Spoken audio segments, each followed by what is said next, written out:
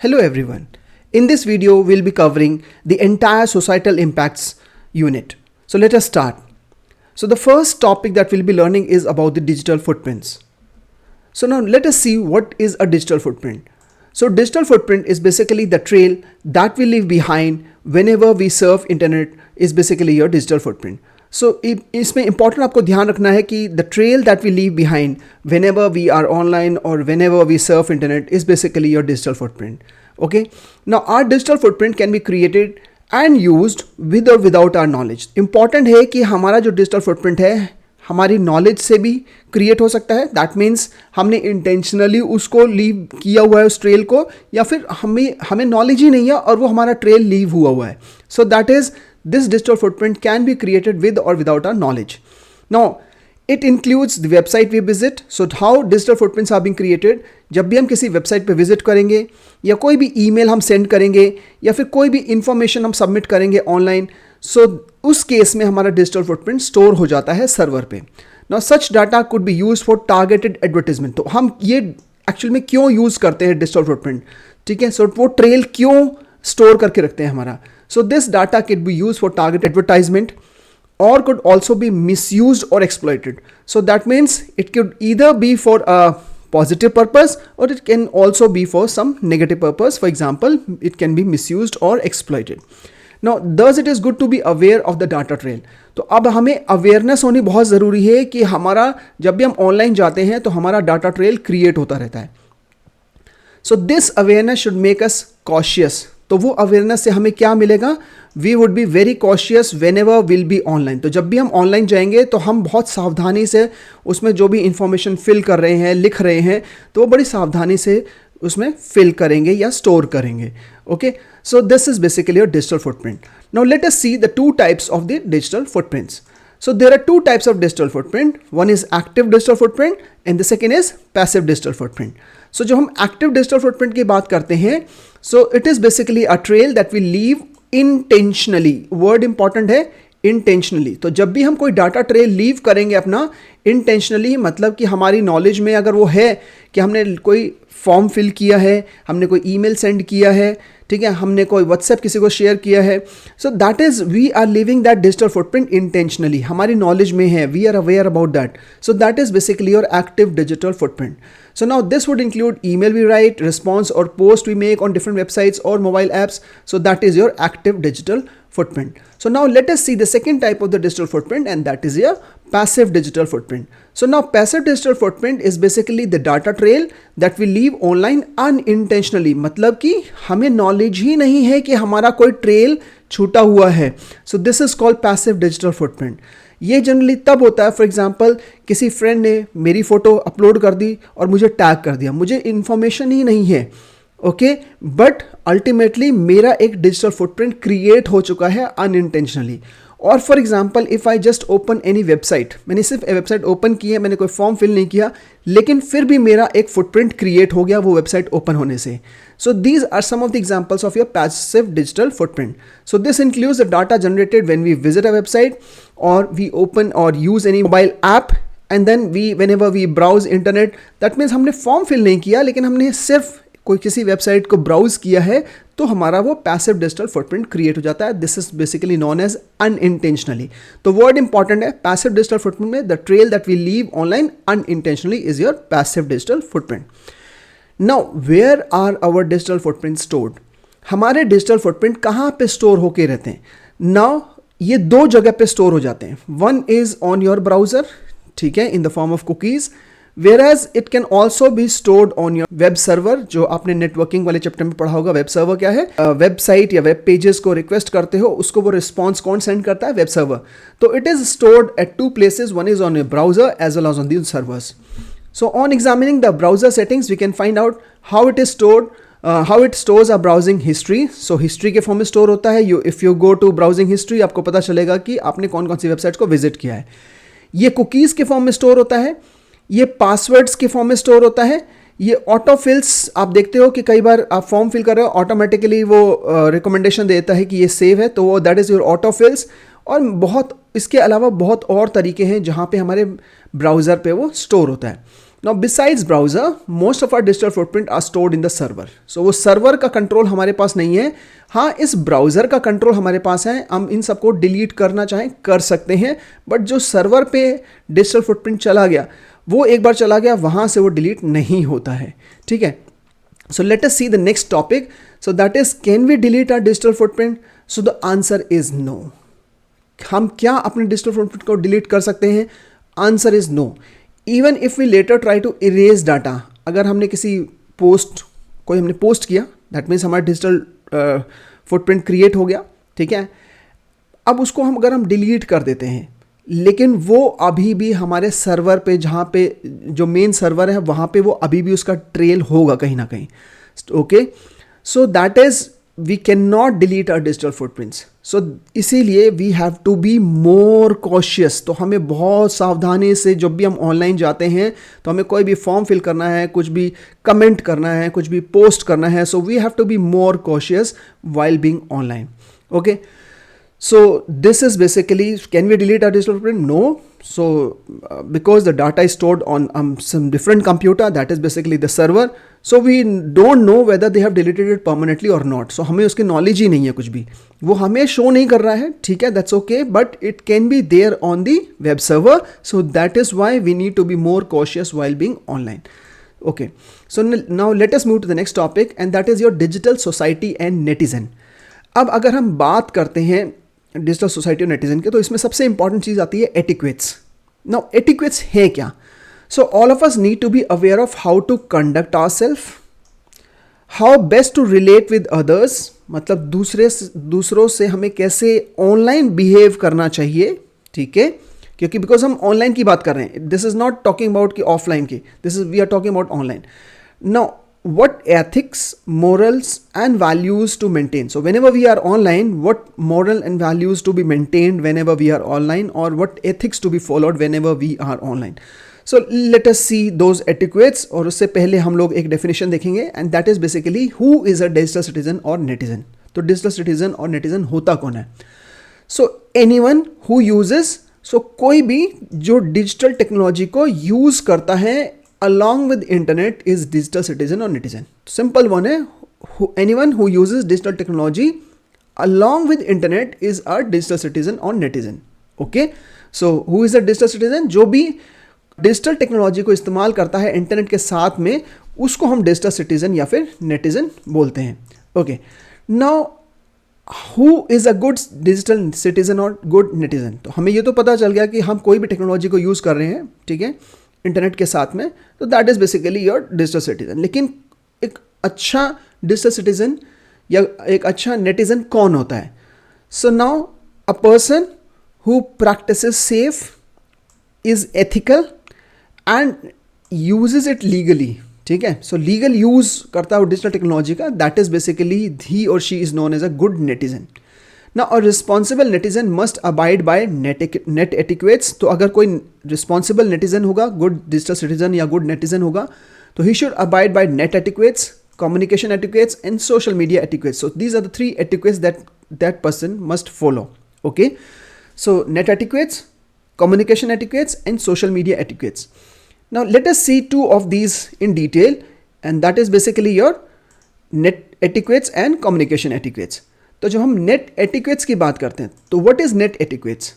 So now we need to exhibit proper manner and etiquette while being online. So whenever we are online, so in that case जो भी हम अपना proper manners और etiquettes exhibit करते हैं उसको हम बोलते हैं net etiquettes.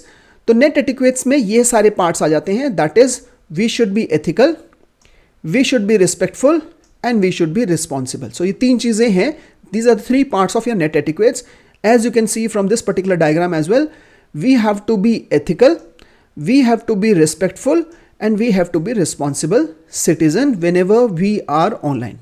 Okay, now there are two parts of that be ethical. One is no copyright violation and second is share the expertise. We will see that in detail. And then be respectful की बात करते हैं तो respect privacy as well as respect diversity. And whenever we talk of be responsible, don't feed the troll and avoid cyber bullying. So let us see all these in detail. सो जब हम be ethical की बात कर रहे हैं, only be ethical, so now be ethical में दो चीज़ें आ गई थी. One is no copyright violation and share the expertise. So what is that no copyright violation? So no copyright violation means we should not use copyrighted material without license, we can say, or without the permission of creator or owner. तो जिसने उस particular copyrighted material को बनाया है बिना उसकी permission के हमें वो इस्तेमाल नहीं करना चाहिए. So that is no copyright violation. But what is share the expertise? So it is good to share information and knowledge on internet. So we have to share that information. जो भी हमें knowledge है उसके बारे में हमें internet पे share करना चाहिए. उसका रीज़न ये होता है sharing information help others to access that information. लेकिन prior to sharing information we need to have that sufficient knowledge. हमें पूरी उसकी knowledge होनी चाहिए. ये नहीं कि हमें knowledge ही नहीं है और हम शेयर कर रहे हैं तो दूसरों तक भी वो चीज़ें गलत पहुँचेगी. एंड नेक्स्ट चीज़ है the information should be true and unambiguous. That means अगर हम कॉन्क्रीट हैं कि हाँ ये फैक्ट बिल्कुल सही है, only then we should share that information. अगर वो हाफ नॉलेज है, हमें उसकी करेक्टनेस के बारे में पता नहीं है कि वेदर दिस इज ट्रू और not, then we should not share that. Okay, so these are the two things in Be Ethical, that is no copyright violation and share the expertise. No copyright violation mein we should not share the copyrighted material without the permission of the owner or the creator. And share the expertise ka matlab ho gaya we should share the information on the internet, but the information that we share should be authentic and reliable, we can say. Okay, so these are the 2 points related to Be Ethical. अब आते हैं next thing, that is you be respectful. जब हम be respectful की बात करते हैं तो we should respect number 1 privacy, okay, and second is respect diversity. So be respectful में ये 2 पार्ट आते हैं, respect privacy and respect diversity. अब respect privacy की अगर हम बात करते हैं तो इन दैट केस एक छोटा सा एग्जांपल है कि अगर मेरे पास किसी की फोटोग्राफ है और मैं ऑनलाइन वो शेयर करता हूँ बिना उसके परमिशन के, तो that means I am not respecting that persons privacy. तो हमें उससे परमिशन लेनी चाहिए बिफोर शेयरिंग दैट फाइल और photograph. Respect privacy is our personal communication with the digital citizen may include images, documents, files, etc. that are private to both. We should respect this privacy and should not share those images, documents or files with any other document without each other's consent. तो दूसरे के consent के बगैर हमें उसकी वो information share नहीं करनी चाहिए. That is respect privacy. Next is respect diversity. जब हम respect diversity की बात करते हैं तो we should respect the diversity of the people in terms of knowledge, okay, in terms of experience and in terms of the culture and other aspects. तो हर चीज़ के बारे में हम बोल रहे हैं कि we should respect the diversity. तो हर एक पर्सन इस अर्थ पे सेम नहीं है, सबके कल्चर अलग है, सबके रिलीजन्स अलग हैं, सबके एक्सपीरियंस अलग हैं, सबके नॉलेज अलग है. So we have to respect that diversity whenever we are online. So that is basically be respectful का पार्ट है ये. So that is be respectful में respect privacy as well as respect diversity. Okay, now let us move to the third one and that is be responsible. Now what do mean be responsible? So be responsible में we have avoid cyber bullying and don't feed the troll. Okay, so let us see what is cyber bullying. So पहले cyber bullying देखते हैं, फिर देखते हैं कि why we should avoid this cyber bullying. So any insulting, degrading, so any insulting, degrading और intimidating online behaviour like repeated posting of rumours. अगर हम कोई र्यूमर कंटिन्यूसली पोस्ट कर रहे हैं, गिविंग थ्रेट्स ऑनलाइन, किसी को हम धमकी दे रहे हैं online, posting the victim's personal information, sexual harassment or comments aimed to publicly ridicule a victim is termed as cyberbullying.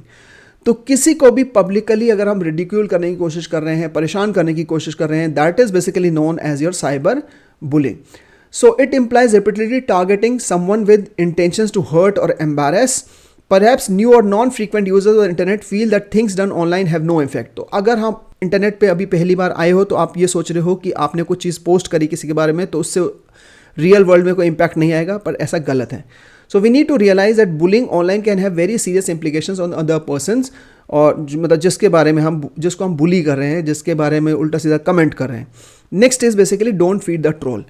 Now an internet troll is a person who deliberately sows discord on the internet by starting quarrels. तो अगर वो कोई negative comment करता है किसी post पे, okay, वो दूसरे बंदे को अपसेट करने की कोशिश करता है या फिर कुछ पोस्ट करता है इन्फ्लेमेटरी और ऑफ द टॉपिक मैसेज उसी ऑनलाइन कम्युनिटी के अंदर, so that is basically known as your troll. अब ट्रोल को हम कैसे अवॉइड कर सकते हैं? So that is since trolls thrive on attention. So बहुत इंपॉर्टेंट चीज़ है कि trolls thrive on what? So trolls thrive on only attention. So they are only attention seekers. उन्होंने नेगेटिव कमेंट किया, they want someone to view that comment, they want someone to reply on that comment. So the best way to avoid or discourage these trolls is not to pay any attention to their comments. तो best तरीका ये है कि उनके जो हमारे trolls हैं उनको कोई अटेंशन ही ना दिया जाए, वो अपने आप शांत हो जाते हैं. ठीक है, अगर हमने उस पर रिप्लाई कर दिया, उस पर कमेंट कर दिया, then ultimately he enjoys that particular thing. Okay, so दो चीज़ें हैं बी रिस्पॉन्सिबल में. First is avoid cyber bullying and second is don't feed the troll. Okay, so ये हमारा हो गया नेट एटिक्वेट्स. अब आते हैं सेकंड एटिक्वेट्स में, that is basically the communication etiquettes. जब हम कम्युनिकेशन एटिक्वेट्स की बात करते हैं तो नाम से ही पता चल रहा है कम्युनिकेशन. कम्युनिकेशन मतलब हमारी जो लैंग्वेज है, जब भी हम कोई चीज़ कमेंट कर रहे हैं, मैसेज कर रहे हैं, तो वो उसकी लैंग्वेज या उसका टोन कैसा होना चाहिए. So this good communication over email, chat room and other such forums require digital citizen to abide by the communication etiquettes. And what are those communication etiquettes? We have to be precise, number one. We have to be polite and we have to be credible. So ये तीन चीज़ें आ जाती हैं. We have to be precise, polite and credible. Now, what do you mean by be precise? तो precise में we have two things. One is we have to respect the time and we have to respect the data limits. Okay. Be polite, and third is your be credible. Okay, now let us see each of them one by one. So now सबसे पहले आते हैं be precise, and be precise में we have two things. One is respect time and second is respect data limits. So respect time का मतलब है we should not waste precious time in responding to unnecessary emails or comments unless they have some relevance for us. तो हमें अपना time waste नहीं करना चाहिए by posting some irrelevant or replying to some irrelevant comments जो हमारे लिए बने ही नहीं है. So also we should not always expect an instant response. This is also very good. So communication etiquettes में ये बहुत ध्यान रखना होता है कि अगर आपने किसी को कमेंट किया, ओके, और या फिर पोस्ट किया and you want an instant response for that, but you have to respect that person's time. हो सकता है उसके पास अभी वो टाइम ना हो रिप्लाई करने का, तो you have to respect the other person's time as well. Next is respect data limits. So for concerns related to data and bandwidth, very large attachments may be avoided. So whenever you are sending some document or something like that, तो large attachment को हमें avoid करना चाहिए. We can also use some compression tools, or we can compress those files, or we can create the link. तो हमने जैसे for example Google drive पे उसको अपलोड कर दिया, एक ही जगह पे वो स्टोर है गूगल ड्राइव पे, and everybody is opening the file from that Google drive instead of getting stored on each and every mobile phone. Okay, then is we can use Microsoft OneDrive, we can use Yahoo, Dropbox, etc. So that is basically respect data limits. So within the precise we have to respect, one is respect time and second is respect data limits. अब आते हैं next, and that is be polite. So what do you mean by be polite? So that is whether the communication is synchronous. Okay, synchronous का मतलब हो गया कि real time में कोई चीज़ हो रही है, जैसे चैट कर रहे हैं. Asynchronous, like for example email भेजा, हो सकता है उसका 1 घंटे बाद रिप्लाई आया, 2 घंटे बाद या 1 दिन बाद. So we should be polite and non aggressive in our communication. Okay, we should avoid being abusive. We should avoid being abusive even if we don't agree with others point of view. तो ये चीज़ आपको ध्यान रखनी है कि we have to be very polite and humble in our language. Okay, next is basically be credible. So what do you mean be credible? So we should be cautious while making a comment, replying or writing an email or forum post, as such acts decide our credibility. तो जब भी हम कोई भी comment करते हैं, किसी को रिप्लाई करते हैं, तो वो हमारी क्रेडिबिलिटी डिसाइड करता है over a period of time. एकदम से तो नहीं, but over a period of time. ठीक है, नाउ इसका मतलब क्या हुआ? तो that is how we decide to follow some particular persons forum post while ignoring the post of other members of the forum. तो जिस बंदे की पोस्ट के अंदर फैक्ट्स होंगे, फिगर्स होंगे, एक्चुअल कंटेंट होगा, तो उसको तो लोग फॉलो करेंगे. लेकिन ओवर अ टाइम अगर देखेंगे कि कोई व्लॉग आया है या ब्लॉग आया है और उसके अंदर जो फैक्ट्स हैं वो ब्रेक डाउन कर दिए गए हैं, उनको कुछ और लिखा गया है, so ultimately nobody will follow that particular person. So that is we have to be credible whenever we put anything online. Okay, so on various discussion forums we usually try to go through the person's comment of a person and judge their credibility before relying on that person's comment. तो उस बंदे के comment को rely करने से पहले हम उसके बाकी और कमेंट्स को भी देखते हैं या बाकी लोगों के भी कमेंट्स को देखते हैं, और उसके बाद हम उसकी देखते हैं कि वो कितना क्रेडिबल कमेंट है या कितना क्रेडिबल उसका पोस्ट है. Okay, so that is basically the be credible, and वो टाइम के साथ बिल्डअप होता है, एक दिन में नहीं होता है. Okay, So these are the two etiquettes that we have learned. That is, first is your net etiquettes and the second was your communication etiquettes. अब आते हैं डाटा प्रोटेक्शन पे. So in this digital age, data और information protection is mainly about the privacy of data stored digitally. जो भी हमारा data stored online है, अगर हम उसकी प्राइवेसी की बात कर रहे हैं कि कोई उसको इस्तेमाल ना कर सके, ठीक है, हमारे अलावा, सो that is basically the privacy. Okay, so that is basically your data protection. तो डाटा प्रोटेक्शन के अंदर सबसे पहले हमारी बात आती है इंटेलेक्चुअल प्रॉपर्टी राइट्स पे. Now what is intellectual property right? तो नाम से आपको पता चल रहा होगा कि उस प्रॉपर्टी की जो राइट्स हैं वो किसी एक बंदे के पास है. तो that is your intellectual property. Property क्या होगी? Property can be anything. It can be your house, it can be a motorcycle, so it can be anything. So if someone comes out with a new idea, अगर कोई एक नए idea लेके आया है, and this original idea is that persons intellectual property, तो इसका मतलब ये हो गया कि वो नया आइडिया भी उसकी प्रॉपर्टी है. Okay, so intellectual property refers to invention number 1, literary and artistic expressions number 2, designs and symbols number 3, and names and logos number 4. So intellectual property में क्या क्या चीज़ आ जाती हैं? इंटेलेक्चुअल प्रॉपर्टी में inventions, literary and artistic expressions, designs and symbols, and finally your names and logos. Okay, now the ownership of such concept lies with the creator. So बहुत important है कि किसी ने कोई चीज़ इन्वेंट की है, किसी ने कोई अपना लिटरेरी आर्टिस्टिक वर्क किया है, तो उसकी जो ओनरशिप है वो जिसने बनाया है उसके पास उसकी ओनरशिप है, और the holder of the intellectual property. So this enables the creator और copyright owner to earn recognition और फाइनेंशियल बेनिफिट. तो उसका एडवांटेज ये होता है क्योंकि उसने उसकी मेहनत लगी है उस चीज़ को बनाने में, so that person can earn recognition और फाइनेंशियल बेनिफिट्स. तो वो या तो वो रिकॉग्निशन अर्न कर सके उसमें, या फिर कोई फाइनेंशियल बेनिफिट्स उससे अर्न कर सके. So intellectual property is legally protected through 3 things, and those 3 things are copyrights, patents, and trademarks. Okay, so let us see these 3 things one by one. So let us start with the copyright first. Now what is copyright?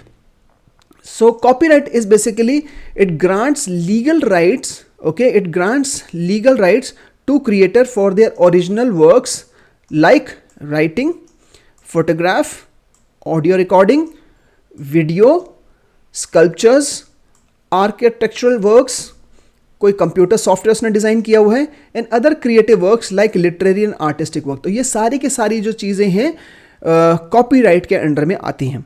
So copyrights are automatically granted. ये बहुत important है कि copyright जो होगा वो अपने आप ही मिल जाता है, आपको खरीदने की ज़रूरत नहीं होती, आपको कहीं पे अवेल करना नहीं पड़ता. तो आपने कोई एक पेंटिंग बनाई तो कॉपीराइट आपके पास है उसका. आपने कोई सॉन्ग बनाया है, उसका कॉपीराइट आपके पास है. आपने कोई सॉफ्टवेयर डिजाइन किया, उसका कॉपीराइट आपके पास है. So copyright law gives the copyright holder a set of rights that they alone can avail legally. Now the right includes right to copy. अब उन राइट्स में क्या क्या हैं? Only the owner can copy and nobody else can copy. Okay, so the right of the copy, right to create derivative works based on upon it, मतलब उसी work से कोई नया काम नहीं हम निकाल सकते. ठीक है. Then is right to distribute copies of the work to the public, and right to publicly display or perform the work. It prevents others from copying, using or selling the work. So that is basically your copyright. Okay, and copyright बहुत important है. It is automatically granted. You don't have to go somewhere to avail that copyright. Next is your patents. So हम patents की जब हम बात करते हैं तो what are basically patents? So patents are usually granted for inventions. तो आपने कोई नई चीज़ इन्वेंट करी है तो वो आपके लिए क्या हो गया? वो पेटेंट हो गया. So patent is related to inventions. So unlike copyright, the inventor needs to apply for patenting. तो ये ध्यान रखो आप कि कॉपीराइट तो ऑटोमेटिकली ग्रांट हो जाता है, लेकिन जो पेटेंट है उसके लिए आपको अप्लाई करना पड़ता है. So now when a patent is granted, the owner gets an exclusive right to prevent others from using, selling or distributing the protected invention. Now patent gives full control to the patentee to decide whether or how the invention can be used by others. तो सारी right किसके पास है? Owner के पास है. So thus it encourages inventors to share the scientific or technological findings with others, and a patent protects an invention for 20 years. बहुत important है. तो ये जो पेटेंट ग्रांट होता है, आपने पेटेंट के लिए फाइल किया, आपको पेटेंट मिल गया उस प्रोडक्ट के लिए या किसी इन्वेंशन के लिए, and that is being allowed only for 20 years. After 20 years it can be freely used by others. After 20 years वो दूसरे लोग उसको इस्तेमाल कर सकते हैं. उसका रीज़न ये है क्योंकि आपने वो इन्वेंशन किया है और दूसरे लोग उस इन्वेंशन का बेनिफिट उठा सकें. That is why after 20 years it becomes free. So recognition and or financial benefit foster the right environment and provide motivation for more creativity and innovation. तो आपका ये जो पेटेंट क्यों दिया जाता है, बिकॉज उससे क्या होता है कि जो लोग इन्वेंट कर रहे हैं चीज़, उन्होंने अपना टाइम बिताया है उसको इन्वेंट करने में, so they get the particular financial aid from that particular invention और मे बी मोटिवेशन और something like that. Third one which was there in the intellectual property right was your trademark. So now what is trademark? Trademark includes the visual symbol, word, name, design, slogan, label, etc. that distinguish the brand or commercial enterprise from other brands or commercial enterprise. So trademark के अंदर company की जितनी भी चीज़ें हैं, for example your visual symbol, word, name, design, slogan, label etcetera, तो ये सारा हमारा किस में आता है? ट्रेडमार्क में आता है. Now for example, no company other than Nike can use the Nike brand to sell shoes or clothes. So it also prevents other from using a confusingly similar mark including words or phrases. जैसे कि nobody can use NIKKE, तो ये company का नाम तो NIKE है, लेकिन किसी ने अगर मान लो बना दिया NIKKE और फिर वो अपने शूज़ बेच रहा है, so this is also not allowed. ठीक है. So however it may be possible, ध्यान रखना, it may मतलब कि हो भी सकता, नहीं भी हो सकता, पक्का 100% नहीं है. So it may be possible to apply for a Nike trademark for unrelated goods like notebooks. तो लेकिन हाँ, दूसरा बंदा इस सेम ट्रेडमार्क के लिए अनरिलेटेड गुड्स पे वो जा सकता है, लेकिन वो डिपेंड करेगा कि उसको वो ट्रेडमार्क मिलेगा या नहीं मिलेगा. अगर नहीं मिलेगा तो वो नहीं कर सकता, अगर मिल गया then he can use that particular thing for unrelated goods also. ठीक है. So that was your trademark. So these are the 3 parts of intellectual property right, that is your copyright, patents and trademark. So now let us see what is licensing in IPR. So IPR के अंदर एक चीज़ आती है जिसको हम बोलते हैं licensing. So now licensing and copyrights are two sides of the same coin. तो इसका मतलब है कि ये दोनों बिल्कुल coin के opposite parts हैं. So a license is a type of a contract or permission agreement. We can say it's basically an agreement. ठीक है. बिटवीन द क्रिएटर, तो एग्रीमेंट किसके बीच में है? ये creator of an original work permitting someone to use their work. तो ये एग्रीमेंट है क्रिएटर के और यूजर के बीच में जो उसको इस्तेमाल कर सकता है. So what is licensing? It is basically an agreement between the creator and the user of the particular copyrighted material. So generally for some price, मतलब वो अल्टीमेटली ऐसे तो एग्रीमेंट होगा नहीं, हो सकता है प्राइस हो, may be something else. So whereas copyright is a legal right of the creator for the protection of original work of different types. So licensing is the legal term use to describe the terms under which people are allowed to use the copyrighted material. तो licensing का मतलब ये हो गया कि जहां पे लोग जो है कॉपीराइटेड मटीरियल को इस्तेमाल कर सकते हैं, उसको हम बोलते हैं लाइसेंसिंग. तो licensing is where people are allowed to use the copyrighted material, that is basically known as your licensing. तो लाइसेंसिंग सिर्फ जो है कॉपीराइटेड मटीरियल के लिए मिलता है, ना तो ट्रेडमार्क के लिए, ना पेटेंट्स के लिए. ओके. अब आते हैं सॉफ्टवेयर लाइसेंस क्या है. नाउ सॉफ्टवेयर लाइसेंस क्या है? A software license is an agreement that provides legally binding guidelines pertaining to the authorized use of digital material. तो अगर कोई एग्रीमेंट है, अगेन इट्स एन एग्रीमेंट. तो लाइसेंस क्या है? एक एग्रीमेंट है क्रिएटर और यूजर के बीच में. तो ये भी एक एग्रीमेंट ही है जो अलाउ करता है authorize use of digital material. अब वो डिजिटल मटीरियल क्या हो सकता है? वो डिजिटल मटीरियल सॉफ्टवेयर हो सकता है, वो डिजिटल मटीरियल कोई आर्ट हो सकती है, लेकिन वो डिजिटली, ठीक है, फिजिकल आर्ट नहीं, डिजिटल कोई आर्ट है. ठीक है, कंप्यूटर पे हमने कुछ डिजाइन किया हुआ है, that is basically your digital art. Then is कोई लिटरेरी वर्क है, कोई फोटो है. सो वो सब डिजिटल फॉर्म में होना चाहिए. Only then we come on to this software licensing. Okay. So any such resource posted on the internet constitutes intellectual property and must be downloaded, used और distributed according to the guideline given in the licence agreement. तो जो licence agreement है उसके accordingly हम उन copyrighted material को use कर सकते हैं. Now failure to follow such guidelines is considered as an infringement. तो ये बच्चों को बहुत टर्म में दिक्कत आती है. What is infringement? Infringement is अगर हम गाइडलाइंस को फॉलो नहीं करते हैं, उसको हम इन्फ्रिंजमेंट बोलते हैं of intellectual property right and is a criminal offence. तो infringement is your criminal offence we can say. ठीक है. Now let us see the violation of IPR. So violation of IPR में अगर हम बात करते हैं, बिकॉज वायलेशन किस चीज़ का है? Intellectual property right. अब इंटेलेक्चुअल प्रॉपर्टी राइट में 3 चीज़ें आ जाती हैं, copyright, patents and trademarks. So we have the copyright, we have the patent and we have the trademarks. Okay so अगर हम किसी का कॉपीराइटेड मटेरियल बिना उसकी परमिशन के यूज़ कर रहे हैं, that is violation of IPR. अगर हम किसी का इन्वेंशन को बिना उसकी परमिशन के सेम इन्वेंशन बना लेते हैं क्योंकि वो पेटेंट उसके पास है, nobody can develop the same thing again, so वो भी एक वायलेशन ऑफ आईपीआर है. और ट्रेडमार्क है किसी के ब्रांड का लोगो हम अपने ब्रांड पे यूज़ कर लें, that is also your violation of IPR. So now violation of intellectual property right may happen in one of the following ways. One is plagiarism, second is copyright infringement, and third is your trademark infringement. Okay, so now let us see each of these, and there's a confusion between this plagiarism and copyright infringement. तो ये दोनों में बड़ा confusion है, तो इसको थोड़ा सा ध्यान से देखना, ठीक है. Now let us see plagiarism क्या है. Now plagiarism is presenting someone else's idea, ठीक है, किसी और का idea है, ठीक है, या फिर कोई काम है उसका, ठीक है, वो काम मे बी फॉर एग्जांपल उसने कोई लिटरेचर लिखा हुआ है या कुछ और है, ठीक है. So that is basically a work as one's own idea, और उसका हम प्रेजेंट, उसके आइडिया या काम को हम प्रेजेंट कर रहे हैं कि ये हमारा आइडिया या हमारा काम है, इसको बोलते हैं प्लैगरिज्म, ठीक है. तो ये चीज़ ध्यान रखना, प्लैगरिज्म में we are presenting someone else's idea और work as one's own idea और work, that is plagiarism.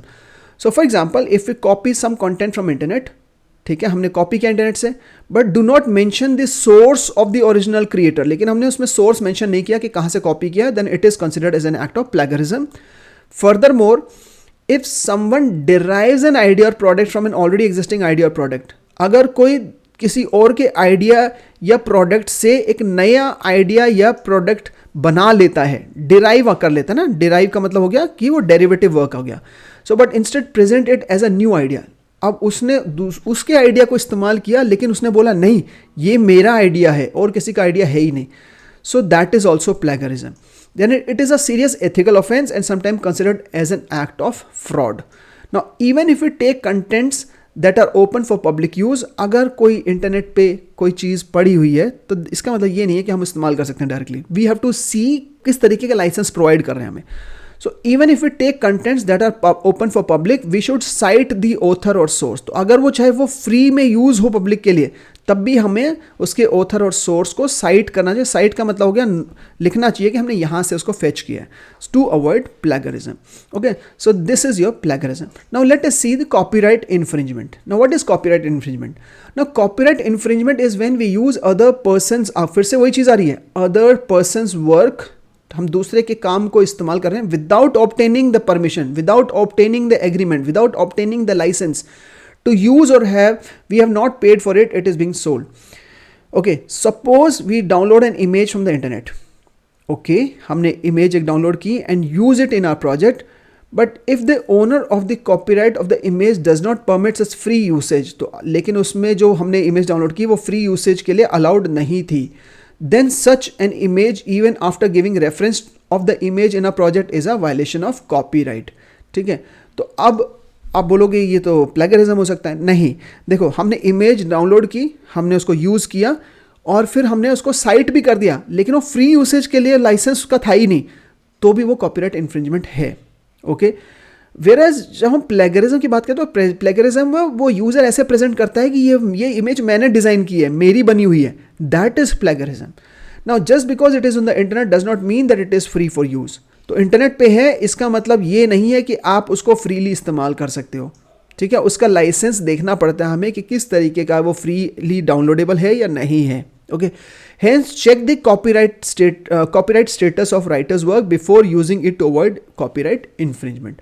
Okay, so copyright infringement is without permission. अगर हम किसी और के काम को इस्तेमाल कर रहे हैं, अपने यूज कर रहे हैं without paying anything, that is basically, or without obtaining the license, that is copyright infringement.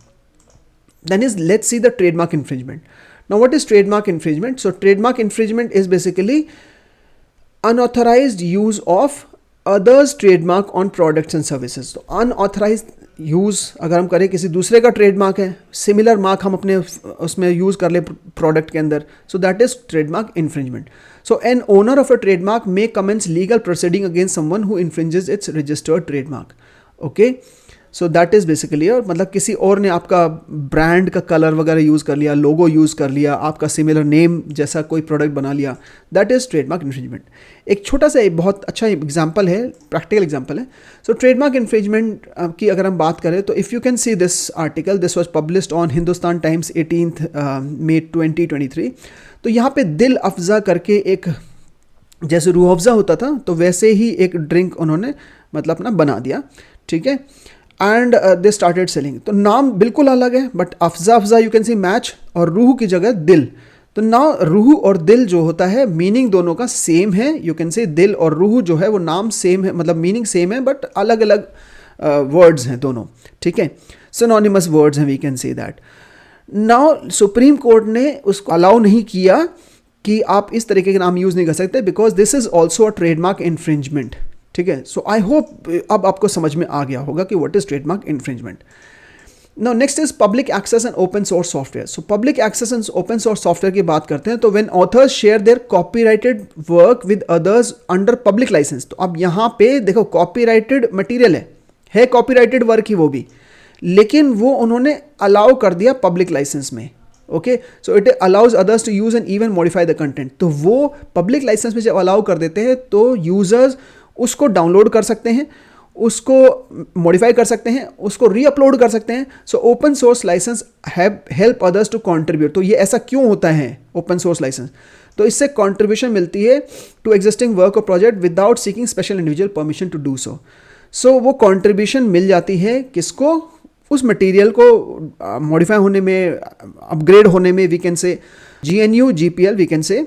So GNU GPL that is GNU general public license and the creative commons, ठीक है, are two popular category of public license. तो ये ध्यान रखना कि two categories of public license are basically your GNU GPL and Creative Commons.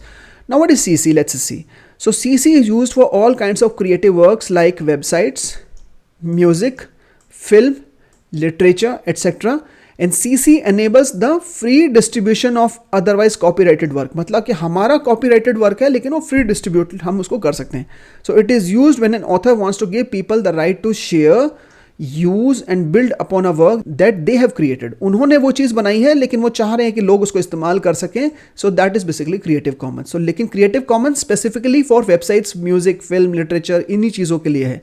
लेकिन जो GNU GPL है this is only for the software. तो ये जो GNU GPL है ये सिर्फ सॉफ्टवेयर के लिए होता है, where is creative common is for the other digital work. Next is GNU GPL देखते हैं। तो GNU GPL हमारा क्या है?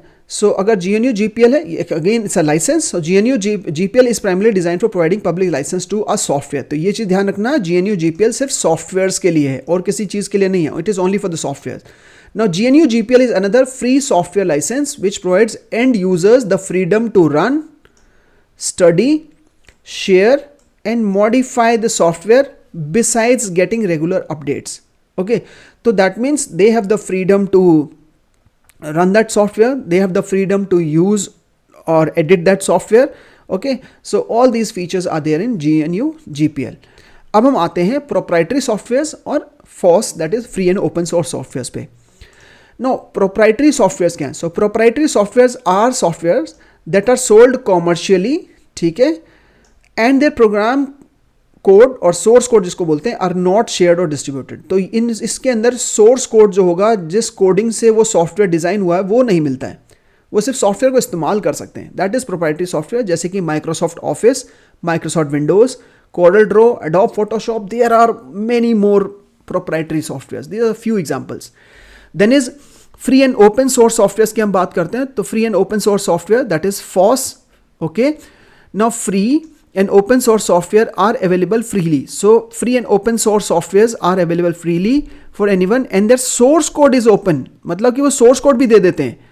अब वो source code मिल गया तो दूसरे लोग उसको क्या कर सकते हैं? मॉडिफाई कर सकते हैं, करेक्ट कर सकते हैं, इंप्रूव कर सकते हैं, दूसरों को शेयर भी कर सकते हैं, ठीक है, उसकी कितनी भी कॉपी बना सकते हैं। तो सारे राइट्स मिल जाते हैं यूजर्स को। ओके, सो एग्जाम्पल है free and open source software के, जैसे Linux kernel based operating system like Ubuntu, okay, Fedora come under FOSS। तो ये ऑपरेटिंग सिस्टम की अगर हम बात करें, OS की बात करें, तो उबुंटू हो गया और फेडोरा हो गया। ये दोनों हमारे क्या हैं? ओपन सोर्स सॉफ्टवेयर्स हैं। Then is Some of the popular FOS tools are office packages like LibreOffice. Then we have the browser like Mozilla Firefox, etc. So they are also your free and open source softwares. Okay. Now let us move further to software piracy. So what is software piracy? So software piracy is the unauthorized use or distribution of software. तो software piracy is unauthorized तरीके से अगर हम इस्तेमाल कर रहे हैं या फिर डिस्ट्रीब्यूट कर रहे हैं दूसरों लोगों को, उसको बोलते हैं सॉफ्टवेयर पायरेसी. फॉर एग्जाम्पल, मैं इस्तेमाल नहीं कर रहा लेकिन मैंने एक पर्टिकुलर सॉफ्टवेयर की कॉपी बनाई और फिर मैं वो बेच रहा हूँ मार्केट में 50-50 रुपये में. That is also software piracy. Now those who purchase a licence for a copy of the software do not have the right to make additional copies. तो अगर मैंने मान लो फॉर एग्जाम्पल एक सॉफ्टवेयर खरीदा, मैंने परचेज किया और उसकी एडिशनल कॉपीज बना ली without the permission of the copyright owner, that is software piracy. Now it amounts to copyright infringement. तो ये सॉफ्टवेयर पायरेसी जो है किसके अंडर में आ जाता है? This is copyright infringement. Okay, regardless of whether it is done for sale, for free distribution और for कॉपियर्स own use. मतलब कि मैंने अपने लिए ही कॉपी बना के रखी है उसकी, ताकि मान लो कल को कुछ गड़बड़ हो जाए तो मैं उसको यूज कर सकूं. ये भी अलाउड नहीं है, सॉफ्टवेयर पायरेसी में आ जाता है, ये कॉपीराइट इन्फ्रिंजमेंट आ जाता है. So using a pirated software not only degrades the performance of a computer system but also affects the software industry, which in turn affects the economy of the country. So ये disadvantage है pirated softwares use करने. So बहुत लोग जैसे for example they go to Nehru Place and purchase a gaming, कोई game उन्होंने CD लेके आ गया, DVD लेके आ गया गेम की, या पेन ड्राइव मिल रही है, पेन ड्राइव लेके आ गए गेम की. So pirated software, तो उसका disadvantage क्या होगा? वो हमारे सिस्टम, पता नहीं पायरेटेड सॉफ्टवेयर में कौन सा उन्होंने एप्लीकेशन इंस्टॉल कर दिया हो, हमें नहीं पता है, वो हमारे सिस्टम को आके करप्ट कर सकता है. ठीक है. It also affects this software industry, जिसने उसको बनाया है उसको इम्पैक्ट कर रहा है, कंट्री की इकोनॉमी को इम्पैक्ट कर रहा है. तो ये कुछ disadvantages of using the pirated softwares. Okay, now अब हम आते हैं साइबर क्राइम पे. So what is cyber crime? So now cyber crime is criminal activity और offences carried out in digital environment. तो डिजिटल एनवायरनमेंट में कोई भी क्रिमिनल एक्टिविटी, ठीक है, डिजिटल एनवायरनमेंट का मतलब हो गया कोई भी कंप्यूटर हो गया, लैपटॉप हो गया, मोबाइल फोन हो गया. सो डिजिटल एनवायरनमेंट में कोई भी क्रिमिनल एक्टिविटी या कोई भी ऑफेंस अगर कैरी होता है, वो सब जो है हमारे साइबर क्राइम की कैटेगरी में आते हैं. Okay, now let us see the cyber crime. So criminal activity और offence carried out in digital environment can be considered as a cyber crime. So in such crimes, either the computer itself or the target or the computer is used as a tool to commit a crime. जैसे मैंने बताया laptop, mobile phone, desktop, इनमें से कोई एक चीज़ इस्तेमाल होती है.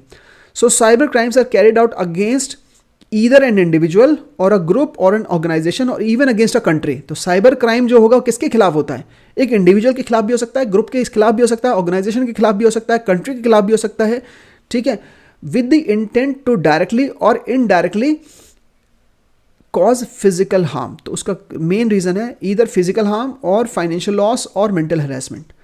तो साइबर क्राइम जो कैरी होता है वो किसी के खिलाफ भी हो सकता है साइबर क्राइम. ठीक है, cyber criminal attack a computer और network to reach other computer in order to disable और डैमेज डाटा और सर्विस. तो वो क्या कर देंगे, आपकी जो डाटा है या आपकी जो सर्विसेज हैं, या तो उसको वो बंद कर देंगे, आप इस्तेमाल नहीं कर सकते हो, या फिर उसको वो डैमेज ही कर देते हैं. ठीक है. Apart from this a cyber criminal may spread virus. तो साइबर क्रिमिनल्स जो है आपके कंप्यूटर में वायरस स्प्रेड कर सकते हैं या फिर वो मैलवेयर भी स्प्रेड कर सकते हैं. Okay, in order to steal private and confidential data for blackmailing and extortion. Okay, so that is basically the cyber crime. Let us see virus and malware. So virus और malware की बात हुई, तो virus और malware होते क्या है? Virus क्या है? A computer virus is some lines of malicious code. है तो वो कोडिंग ही, ठीक है, that can copy itself and can have detrimental effect on the computers by destroying data. So that means it is basically a malicious code that can destroy data or corrupt the system. तो या तो वो आपके data को corrupt कर देगा, ठीक है, या फिर डिस्ट्रॉय कर देगा. That is basically virus. Where जब हम मैलवेयर की बात करते हो तो malware is a software. It is a kind of a software design to specifically gain unauthorize access to computer system. तो आपके कंप्यूटर सिस्टम को अनऑथराइज तरीके से एक्सेस करने के लिए we have this malwares. Okay, now let us move further. Now examples of cyber crimes. Let us see some examples of the cyber crime. The nature of criminal activity are alarmingly increasing day by day with frequent reports of hacking, ransomware attack, denial of service, phishing, email fraud, banking fraud, identity theft, तो ये कुछ examples हैं cyber crimes के। Okay, अब आते हैं cyber crime में हम 3 चीज़ों पे ज़्यादा फोकस करेंगे, and that is basically hacking, phishing and fraud emails, या फिर साइबर बुलिंग क्या होता है। So let us start. So now what is hacking? So hacking is the act of, it is basically act of unauthorized access to computer network और any digital system. Unauthorize तरीके से आपके computer को अगर access कर लिया जाता है, या फिर आपके कंप्यूटर के नेटवर्क को एक्सेस कर लिया जाता है, या फिर आपके किसी भी डिजिटल सिस्टम को, फॉर एग्जांपल मोबाइल फ़ोन को एक्सेस कर लिया जाता है, that is your hacking. So hackers usually have technical expertise. तो ऐसे तो कोई नहीं कर सकता, तो उनको क्या होती है, एक टेक्निकल नॉलेज होती है, वो उसको यूज़ करके आपके सिस्टम को अनऑथराइज तरीके से एक्सेस कर लेते हैं। Okay, they look for bugs to exploit and break into the system. तो वो लूप होल देखते रहते हैं। बग्स कुछ नहीं है, बेसिकली लूप होल्स होते हैं, ठीक है। कोई भी सॉफ्टवेयर 100% नहीं होता, तो वो उस सॉफ्टवेयर के अंदर कोई ना कोई लूप होल चेक करते रहते हैं कि इस लूप होल के थ्रू हम एंटर कर सकते हैं सिस्टम में या नहीं कर सकते। सो वो उस लूप, अगर उनको मिल जाता है वो बग, तो उसके थ्रू वो एंटर कर जाते हैं।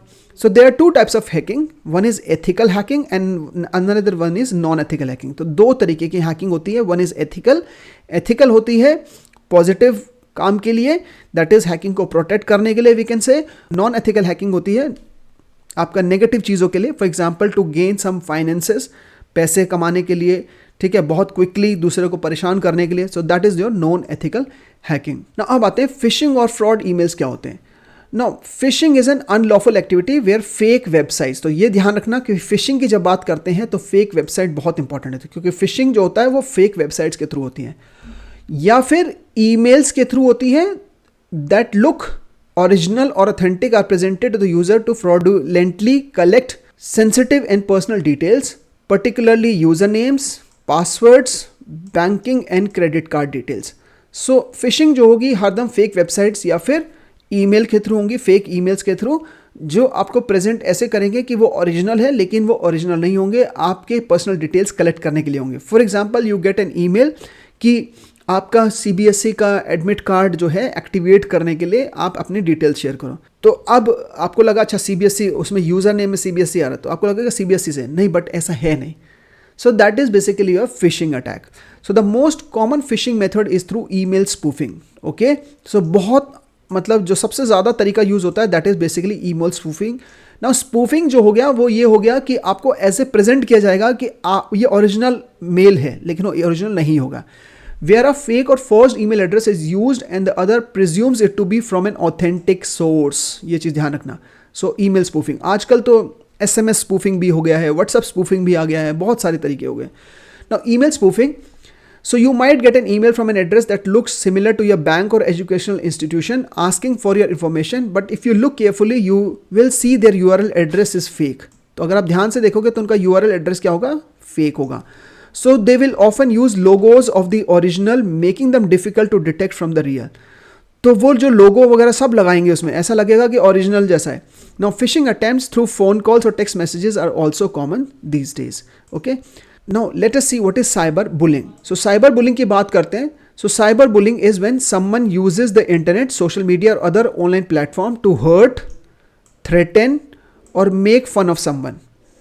सो अगर वो ऑनलाइन कोई भी मीडियम के थ्रू किसी को हर्ट करना चाहता है, थ्रेटन करना चाहता है, धमकी दे रहे हैं उसको, उसका मजाक उड़ा रहे हैं ऑनलाइन, ठीक है, so that is basically cyber bullying. So it can happen through messages, post और even pictures. The person doing the bullying may try to make the victim feel bad, scared और लोनली।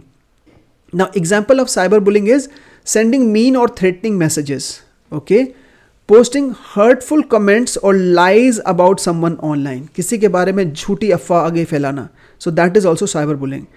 शेयरिंग एम्बैरेसिंग पिक्चर्स और videos of someone without their permission, बिना दूसरे की permission की उसकी जो embarrassing pictures हैं, ठीक है, वो शेयर करना, या फिर जरूरी नहीं है कि वो रियल पिक्चर्स हो, they can be fabricated pictures और उसको भी शेयर करना, that is also cyber bullying. Spreading rumors about someone on social media is also cyberbullying. So cyberbullying can happen to anyone and it can be very hurtful, especially because it can be hard to escape since it happens online. क्योंकि online होता है तो user का पता ही नहीं होता, हो सकता है कि जो उसने आइडेंटिटी अपनी बनाई हो वो फेक आइडेंटिटी हो, तो it is basically it becomes very difficult to identify कि कौन कर रहा है उसको cyber bully, and can be seen by many people. और वो ऑनलाइन है तो बहुत लोग उसके कमेंट को या पोस्ट को पढ़ लेते हैं और वो कई बार डिलीट भी नहीं हो पाता है प्रॉपर, ठीक है। So that is basically cyber bullying. अब आते हैं how we can combat and prevent cyber crime. तो हम कैसे साइबर क्राइम को कम्बैट कर सकें। So the challenges of cyber crime can be mitigated with twin approach of being alert number 1 and taking legal help. तो 2 तरीके से हम साइबर क्राइम को कम्बैट कर सकते हैं, प्रिवेंट कर सकते हैं, मिटिगेट कर सकते हैं। 1 इज़ बीइंग अलर्ट, नंबर 1। हमें पहले चीज़ तो यही है ना कि हम अलर्ट होंगे, हमें पता है कि okay this is a fake email, तो हम कभी भी वो साइबर क्राइम को हम होने नहीं देंगे। Then is we can also take legal help. Now following points can be considered as safety measures to reduce the risk of cyber crime. Take regular backup, okay, of important data.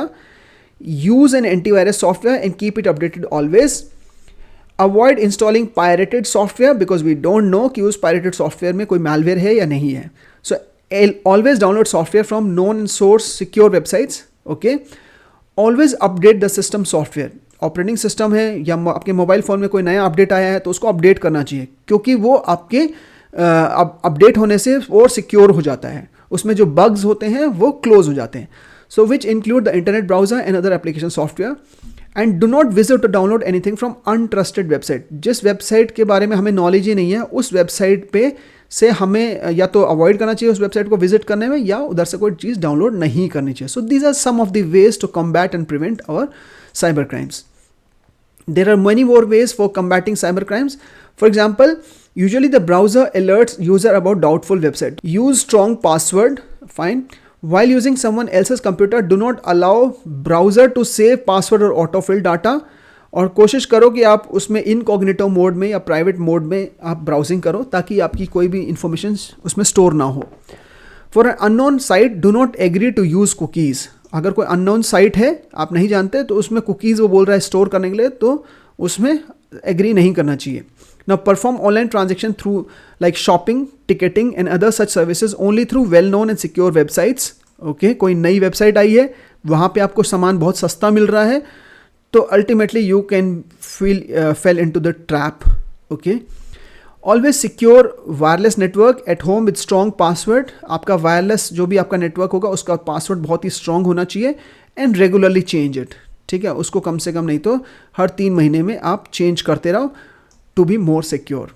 Fine. So these are another ways to combat and prevent cyber crimes. Now अब आते हैं Indian information technology act, that is IT act पे. Now what is IT act? So now the government of India's IT Act 2000, also known as IT Act, amended in 2008. तो amendment मतलब changes हुए थे उसमें, लेकिन actual act जो है वो 2000 के नाम से है वो.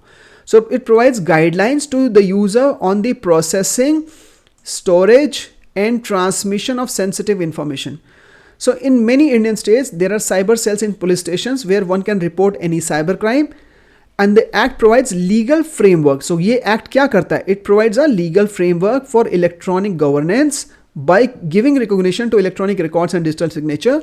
Then is the act outlines cyber crimes. तो जितने भी cyber crimes होते हैं उसमें क्या क्या punishment है वो सब इसी IT act में mentioned है, and the penalties for them. Okay, so this is basically IT act या फिर Information Technology Act 2000. Then is E-waste पे अब आते हैं हम लोग. What is E-waste? Now discarded computers, laptops, mobile phones, televisions, tablets, music systems, speakers, printers, scanners etcetera constitute E-waste. तो ये सारे क्या है? E-waste हैं व्हेन दे आर नियर और end of their useful life. Now E-waste is becoming one of the fastest growing environmental hazard. तो ये जो E-waste है ये सबसे फास्टेस्ट हमारा environmental hazard हम क्रिएट हो रहा है. The increased use of electronic equipment has also caused an exponential increase in the number of discarded products. तो क्योंकि हमारे इलेक्ट्रॉनिक इक्विपमेंट बहुत ज़्यादा इस्तेमाल हो रहे हैं, क्योंकि इलेक्ट्रॉनिक इक्विपमेंट की जो यूसेज है वो बहुत ज़्यादा हो गई है, तो ये इसका जो डिस्कार्डेड प्रोडक्ट्स हैं ये भी एक्सपोनेंशियली इंक्रीज हो गए हैं. दैट मीन्स वी कैन से E-waste भी इंक्रीज हो गया है. So lack of awareness and appropriate skill to manage it has further worsen the problem. So waste, electrical and electronic equipment, इन सब चीज़ों को जितने भी ये हैं उसको हम बोलते हैं waste electrical and electronic equipment, that is WEEE, is becoming a major concern for all countries across the world. So now globally e waste constitute more than 5%. So e-waste जो है more than 5% constitute करता है of the total municipal solid waste. Therefore, it is very important that e-waste is disposed of in such a way that it causes minimum damage to the environment and society. तो वो discard करने की एक बहुत बढ़िया problem होती जा रही है because exponential growth हो रही है electronic waste की. Now, अब आते हैं impact of e-waste on environment. तो e-waste का क्या impact है environment के ऊपर? So to some extent, e-waste is responsible for the degradation of our environment, whether it is emission of gases and fumes in the atmosphere, discharge of liquid waste into drains, or disposal of solid e-waste material. All of these contribute to environmental pollution in some way or the other. तो जो e-waste है वो हमारे लिए ये environmental pollution कहीं ना कहीं धीरे धीरे create कर रहा है. So when e-waste is carelessly thrown or dumped in landfills or dumping grounds, certain elements or materials used in the production of electronic products such as causes air, water and soil pollution. तो ये तीनों pollution create करता है. आप बोलोगे तीनों कैसे करेगा सर, हमने तो ज़मीन में डाल दिया. लेकिन ज़मीन में डालने के बाद उसमें से जो केमिकल्स होंगे अल्टीमेटली एयर और वाटर, ठीक है, इन दोनों के संपर्क में आएंगे. धीरे धीरे उनके संपर्क में आएंगे तो वो क्या करेंगे, उसमें से जो केमिकल्स होंगे वो लीच होने शुरू हो जाते हैं सॉइल के अंदर. सॉइल से कहाँ जाएंगे, ग्राउंड में जाएंगे. अब जो ग्राउंड वाटर है उसमें भी वो मिक्स होंगे तो ग्राउंड वाटर भी कंटामिनेट हो जाएगा. ठीक है, और जब बहुत तेज़ धूप होती है या आग लगा देते हैं उसके ऊपर तो अल्टीमेटली उसमें से जो हार्मफुल मटीरियल है वो एनवायरनमेंट में जाता है in the form of air. So this is because when these products come in contact with air and moisture, they tend to leach. As a result, the harmful chemicals seep into the soil, causing soil pollution. ठीक है. So further, when these chemicals reach and contaminate the natural groundwater, it causes water pollution. ठीक है. As the water becomes unfit for humans and animals and even for agricultural use. So when dust particles loaded with heavy metals enter the atmosphere, it causes air pollution. तो that means तीनों pollution इससे होते हैं. E-waste से तीनों pollution होते हैं. Air, water and soil. Sound pollution नहीं होता है. हाँ, ठीक है. अब आते हैं impact of e waste on humans. तो इस ई वेस्ट का हमारे ऊपर क्या असर हो रहा है. सो द इलेक्ट्रिकल और electronic devices are manufactured using certain metals and elements like lead उसके अंदर होता है, उसके अंदर बेरिलियम होता है, उसमें कैडमियम होता है, उसमें प्लास्टिक होता है. So most of these materials are difficult to recycle and considered to be toxic and carcinogenic. So what is carcinogenic? कोई भी ऐसा एलिमेंट या मटेरियल जिससे कैंसर हो सकता है ह्यूमंस को, that is carcinogenic. So if e waste is not disposed of in proper manner, it can be extremely harmful to humans, plants and animals and the environment as discussed below. So one of the most widely use material in electronic devices is lead. तो lead का क्या नुकसान है? So now lead causes और affects our kidneys, it affects our brain and it affects our central nervous system. और children को lead poisoning भी होती है. सो बेसिकली ह्यूमंस पे क्या इम्पैक्ट होता है? बिकॉज हमारे जितने भी इलेक्ट्रिकल एंड इलेक्ट्रॉनिक डिवाइसेस हैं उनमें हार्मफुल केमिकल जैसे लेड, बेरिलियम, कैडमियम, प्लास्टिक होता है. और बहुत सारे एलिमेंट्स जो होते हैं वो नॉन रिसाइकलेबल होते हैं, वो रिसाइकल नहीं हो पाते हैं प्रॉपरली. तो उनसे ह्यूमंस को इम्पैक्ट पड़ सकता है, इवन एनिमल्स को भी. तो जैसे कि लेड की अगर हम बात करें तो lead affects kidneys, brain and CNS, that is central nervous system. और इससे बच्चों में लेड पॉइजनिंग होती है. And then after that if we talk of the beryllium, तो बेरिलियम को ध्यान रखो, बी से शुरू हो रहा है तो ये ब्यूटी से रिलेटेड है. That means it impacts the beauty, that is वो स्किन डिजीज कर देगा, एलर्जी कर देगा. It increases the risk of lung cancer, तो उससे लंग कैंसर भी हो सकता है. And burning of insulated wires to extract copper can cause neurological disorders.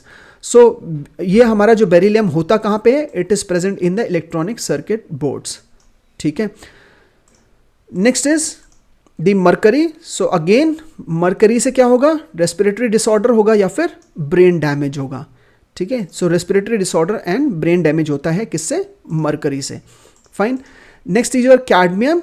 So cadmium से क्या होगा?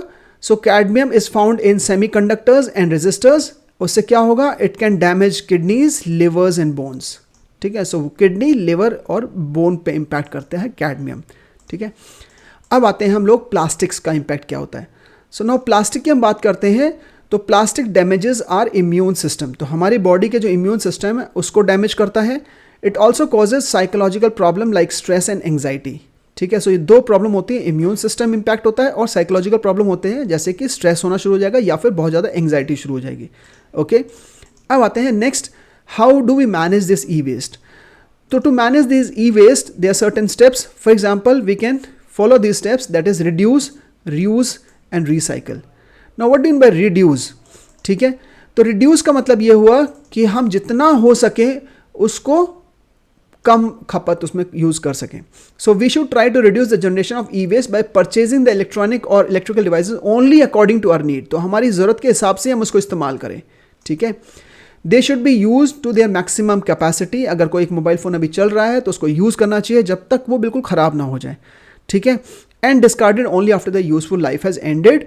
Good maintenance of electronic devices also increase the life of the devices. So that is one, that is we should try to reduce the usage of electrical and electronic equipments by using them till the end of their life, we can say. Then is your reuse. ठीक है, now in the process of reusing the electronic or electric waste after slight modification. reuse का मतलब हो गया refurbished items आप purchase करते हो, that is reuse. So the electronic equipment that is still functioning should be donated or sold to someone who is still willing to use it. तो हम donate कर सकते हैं, sell कर सकते हैं किसी को. And the process of reselling all electronic goods at lower price is called refurbishing. तो refurbished items आते हैं, वो भी reuse का ही part है. Okay. Then is recycle. So we should try to recycle them as much as possible. So recycling is the process of conversion of electronic device into something that can be used again and again in some or the other manner. So only those products should be recycled that cannot be repaired, refurbished or reused. तो जो reuse नहीं हो सकते, refurbish नहीं हो सकते, repair नहीं हो सकते, उन्हीं को हमें रिसाइकल करना चाहिए. So to promote recycling of e waste, many companies and NGOs are providing door to door pickup facilities for collecting the e waste from homes and offices. तो बहुत सारी एनजीओज हैं, गवर्नमेंट ऑर्गेनाइजेशंस हैं, ठीक है, जो पिकअप फैसिलिटी प्रोवाइड करती हैं आपको. Then is e waste management in India की हम बात करते हैं. तो ई वेस्ट मैनेजमेंट कैसे होता है इंडिया में. So in India the environmental protection act 1986 has been enacted to punish people responsible for causing any form of pollution by paying for the damage done to the natural environment. And according to this act, polluter pays principle. तो उस act में ये लिखा हुआ है polluter pays principle. Anyone causing any form of pollution will pay for the damage caused. So any violation of the provision of this act is liable for punishment. So now the Central Pollution Control Board, जिसको हम बोलते हैं CPCB, has issued a formal set of guidelines for proper handling and disposal of e-waste. तो किसने guideline बनाई है proper handling and disposal of e-waste? That has been done by Central Pollution Control Board, that is CPCB. Okay. Now besides that, we also have Department of Information Technology, that is DIT, which is under Ministry of Communication and Information Technology, has also issued a comprehensive technical guideline on environmental management for information technology industry in India. The industries have to follow these guidelines for recycling and reuse of e-waste. तो इन्होंने क्या वो बनाया हुआ है, how we can recycle or reuse any e-waste. So in order to make the consumer aware of the recycling of e-waste, prominent smartphone and computer manufacturing companies have started various recycling programs. Okay, so this is how e-waste can be managed in India. Next is impact on health. So impact on health किस चीज़ का, electronic equipments का, digital technologies का हमारी health पे क्या impact होता है वो देखते हैं. So as digital technologies have penetrated into different fields, we are spending more time in front of screens. Okay, be it mobile phone, laptop, desktop, television, gaming console, music और sound devices. So but interacting in improper posture can be bad for us both physically and mentally. So besides spending too much time on internet can be addictive. Number one, अगर हम internet पे बहुत ज़्यादा time devote करते हैं तो it can be addictive and can have a negative impact on our physical and psychological well-being. Okay, mental well-being भी बोल सकते हैं. So however, these health concerns can be addressed to some extent by taking care of the way we position such devices and the way we position our posture. तो correct posture, okay, and positioning से काफ़ी हमें help मिल सकती है. So now let us see the term ergonomics. So what is ergonomics? So ergonomic is a branch of science that deals with designing or arranging workplaces, including the furniture, equipments and systems so that it becomes safe and comfortable for the use. सो मतलब हमारे जो furniture है, equipment है, जो system है, वो इस तरीके से डिज़ाइन किए जाएं ताकि वो सेफ और कंफर्टेबल हो लॉन्ग यूज़ के लिए. Now, ergonomic helps us in reducing the strain on our bodies, including the fatigue. Fatigue मतलब थकावट नहीं होगी ज़्यादा देर इस्तेमाल करने से, ना कोई इंजरी होगी due to prolonged use. Okay, that is ergonomics. Okay, now अब आते हैं हम लोग आई स्ट्रेन पे. Now, when we continuously look at the screen for watching, typing, chatting or playing games, our eyes are continuously exposed to the glare coming from the screens, and looking at small handheld devices makes it worse. So eye strain is a symptom commonly complained by users of digital devices. तो जो भी digital devices use करता है तो eye strain की बहुत common उनको symptom है या problem है.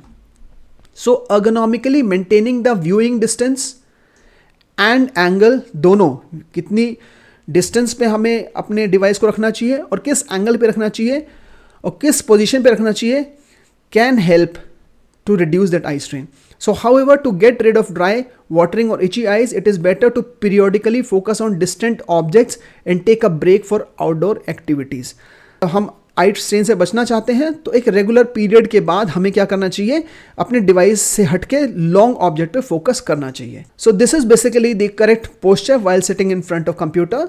एंड नाउ बहुत इंपॉर्टेंट जो चीज़ इसमें समझ में आती है वो ये है कि जो आपकी स्क्रीन होनी चाहिए, ठीक है, वो आपकी आई के एंगल से नीचे होनी चाहिए. यू कैन सी आपका एंगल यहाँ पर है आईज का, लेकिन स्क्रीन नीचे है.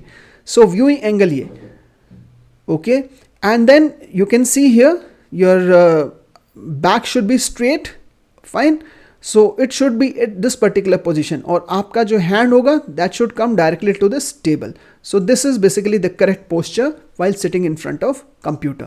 Then is backaches, neck and shoulder pains, stress, physical fatigue and obesity. So backaches, neck and shoulder pains can be prevented by arranging the workspace as recommended by ergonomics. And overuse of keyboard not aligned ergonomically can give rise to painful condition of wrist and fingers and may require medical help in the long run.